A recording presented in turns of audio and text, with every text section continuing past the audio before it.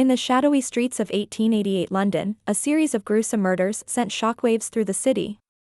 These horrific events were attributed to a mysterious killer known as Jack the Ripper, whose true identity remains one of history's greatest enigmas. Over the years, debates have raged about the Ripper's identity and motivations, captivating both crime enthusiasts and historians alike. In this video, we'll delve into the chilling details of this infamous case, exploring the suspects, theories, and what we've learned from this dark chapter of history. Are you ready to step into the shadows and uncover the secrets behind Jack the Ripper? Montague John Drut. Montague John Drut was a barrister and teacher in late 19th century England. Became one of the key suspects in the infamous Jack the Ripper case. Born in 1857, Drut came from a well-educated family and had a respectable career. However, after his dismissal from a teaching position at a private school in Blackheath in late 1888, he was found dead in the River Thames in early December of the same year. Apparently took his own life. Drut was senior police officer Macnaghten's prime suspect. Macnaghten stated that Drut was a 41-year-old doctor from a good family, and that he disappeared around the time of Mary Kelly's murder. His own family suspected Drut was the Whitechapel killer, and it was alleged that he was sexually insane. Macnaghten made several key errors in the information he provided about Drut. When Drut died, he was actually 31, not 41. Although a few of his family members were doctors. Drut was not a doctor but a lawyer and teacher. He also continued to work as a teacher until late November.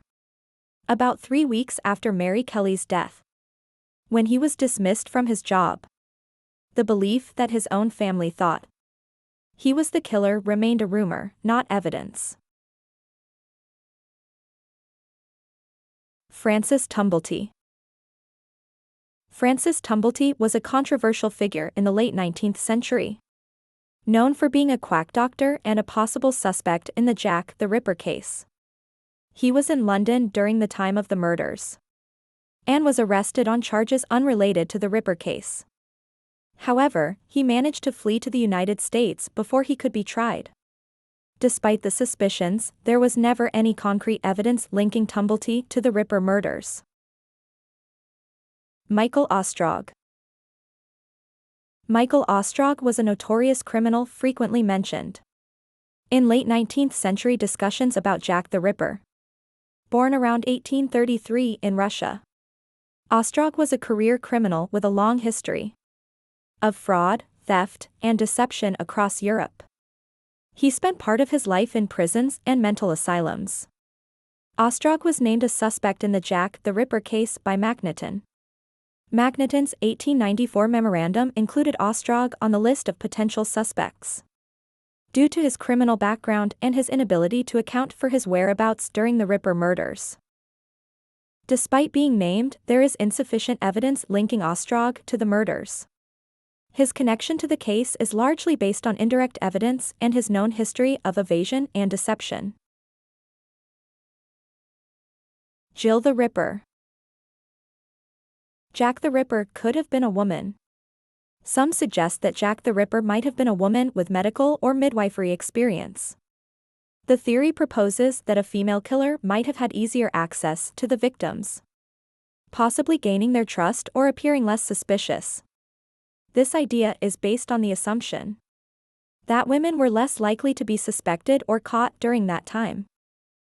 While the Jill the Ripper theory adds an interesting dimension to the investigation, the idea that the Ripper was a woman has not been widely accepted.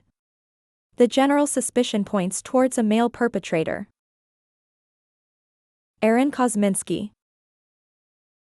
Aaron Kosminsky was a Polish and Jewish barber who lived in the Whitechapel district of London during the time of the Jack the Ripper murders. Kosminsky was born in Poland in 1865 and moved to England with his family in the early 1880s. Kosminsky suffered from mental health issues, and by 1891 he was committed to a series of asylums, where he spent the rest of his life until his death in 1919. several senior police officials, including Sir Robert Anderson, Assistant Commissioner of the Metropolitan Police, and Chief Inspector Donald Swanson, believed that Kosminsky was the Ripper. Kosminsky, according to Macnaghten, a Polish Jew and resident in Whitechapel. This man became insane owing to many years' indulgence in solitary vices. He had a great hatred of women, especially of the prostitute class, and had strong homicidal tendencies. He was removed to a lunatic asylum about March 1889. There were many circumstances connected with this man which made him a strong suspect. In 2014, Russell Edwards is a British author, published his findings in the book, naming Jack the Ripper, which claimed to solve the Ripper mystery by identifying Kosminsky as the killer. He claimed that DNA evidence linked Aaron Kosminsky to the Jack the Ripper murders. This evidence is tied to a shawl allegedly found near the body of Catherine Eddowes, the fourth canonical victim of the Ripper. Edwards worked with Dr. Jari Louhelainen, a senior lecturer in molecular biology at Liverpool John Moores University. Louhelainen claimed to have found traces of both blood and semen on the shawl. Edwards and Louhelainen announced that the mitochondrial DNA from the semen matched the Kosminsky family lineage, and the bloodstains matched the Eddowes lineage. This was presented as strong evidence that Kosminsky was Jack the Ripper. However, the DNA findings have been met with skepticism for several reasons. The origin of the shawl is dubious. There is no official record of it being found at the crime scene, and it is unclear how it was preserved and passed down through the years. The shawl was also contaminated by handling over the decades, which casts doubt on the integrity of any DNA found on it. Additionally, the techniques used to extract and analyze the DNA have been criticized as not meeting the standards required for conclusive forensic evidence. Many experts believe that the claim is based on flawed or incomplete data, and that it does not stand up to rigorous scrutiny. Walter Siker. Walter Siker was a British painter and printmaker, known for his association with the Camden Town Group and his influence on modern British art. Walter Siker's name has been linked to the Jack the Ripper murders by many authors. One of them is Stephen Knight, whose 1976 book Jack the Ripper, The Final Solution, claimed that Siker was forced to be an accomplice to the Ripper. Another work is Jean Overton Fuller's Siker and the Ripper Crimes, which argued that he was the killer. However, according to crime novelist Patricia Cornwell's 2002 book, Portrait of a Killer, Jack the Ripper, Case Closed, Siker was actually the man who committed the crimes, known as the Jack the Ripper murders. She spent £2 million in the hope of proving her theories. It was even reported that Cornwell purchased and destroyed one of Siker's paintings in search of clues. One of the factors her theory was based on is that Siker had painted several works that could be connected to the Ripper's crimes, such as Jack the Ripper's bedroom, ennui, and Camden Town murder. Cornwell said, "This painter never painted anything he had not seen." She told a US TV show, "I do believe 100% that Walter Richard Siker committed those serial crimes, that he is the Whitechapel murderer." Another intriguing finding was that some of the Jack the Ripper letters and letters written by Walter Siker were on paper with the same watermark.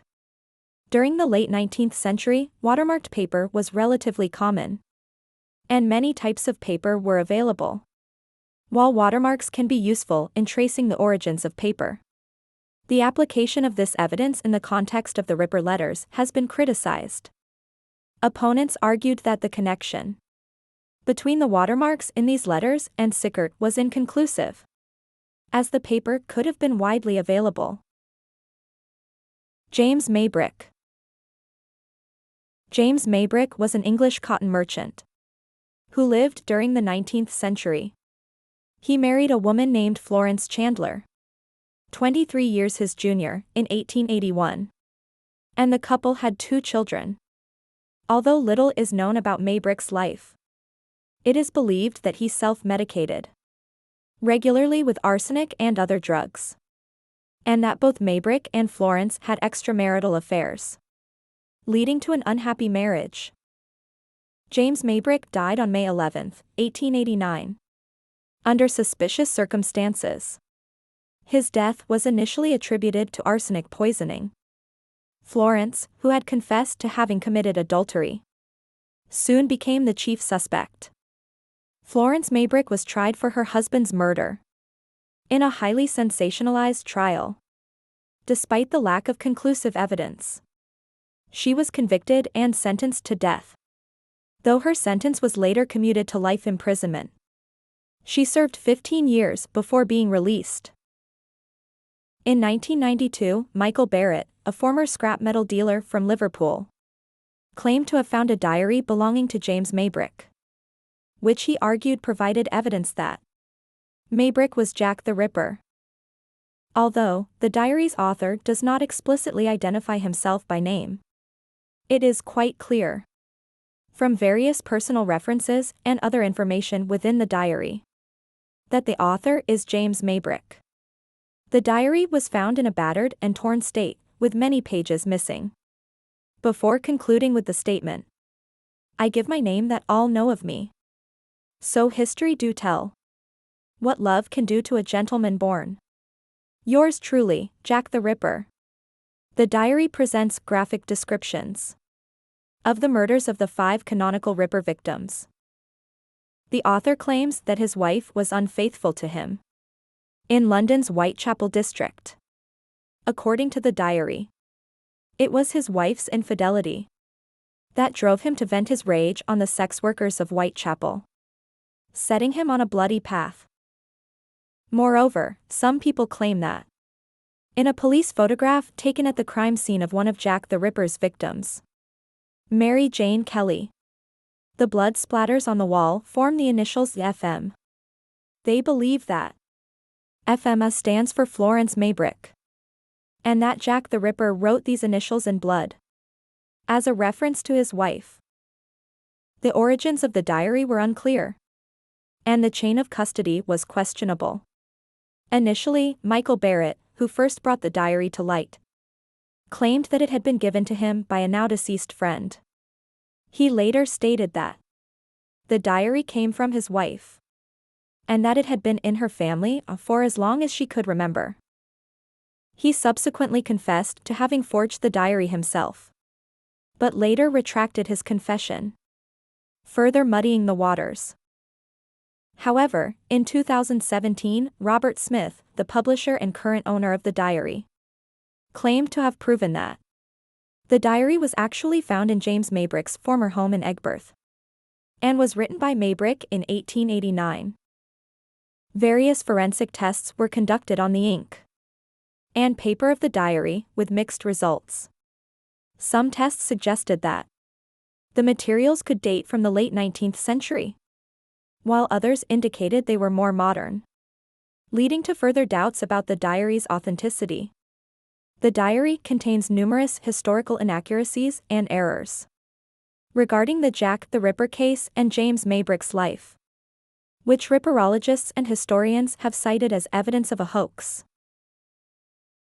The James Maybrick watch is another intriguing artifact linked to the Jack the Ripper case.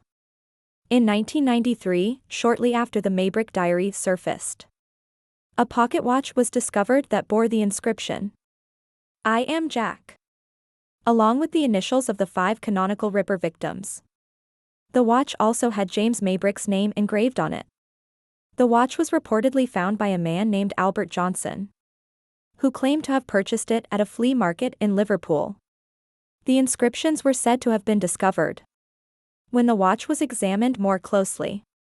After the Maybrick diary came to light, the watch was subjected to several forensic tests in an attempt to determine the age and authenticity of the engravings. Some experts concluded that the inscriptions were old and could have been made in the late 19th century, which would align with Maybrick's lifetime. However, other analyses indicated The engravings might have been artificially aged to appear older than they actually were. As we've seen, the story of Jack the Ripper is as much a puzzle today as it was in 1888. Despite decades of investigation, speculation, and countless theories, the truth remains just out of reach. Will Jack the Ripper's identity ever be revealed? Or is it destined to remain one of history's greatest mysteries? Thank you for joining us on this journey into the dark corners of Victorian London. Don't forget to like, subscribe, and share your thoughts on who you believe the Ripper might have been.